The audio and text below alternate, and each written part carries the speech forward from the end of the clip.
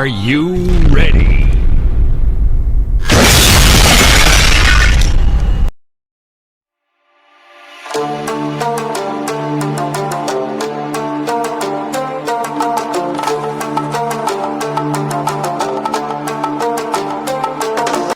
Music.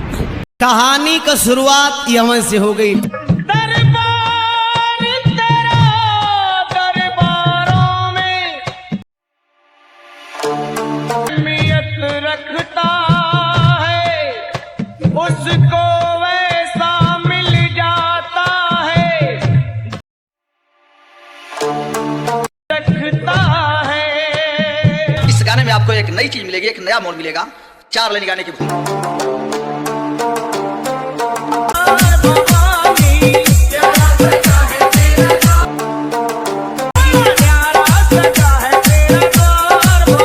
एक तो लाइक और शेयर ठोक दीजिए, महाकाल का लाइक और शेयर ठोक दीजिए। पूरा साल मेहनत करता हूँ आपके लिए बेटा, ऐसा नहीं चलेगा, ऐसा नहीं चलेगा। चैनल को सब्सक्राइब करो पहले, हाँ जल्दी करो। मुझे पता है कि आप लोग नहीं करते, वीडियो देखते हो लेकिन सब्सक्राइब नहीं करते। लाल कलर का बटन नहीं से दबाओ, जल्दी दबाओ, जल्दी दबाओ। फिर मैं जरूर दबा दो, जल्दी दबा दिया, घंटी भी दबा देना, ठीक है।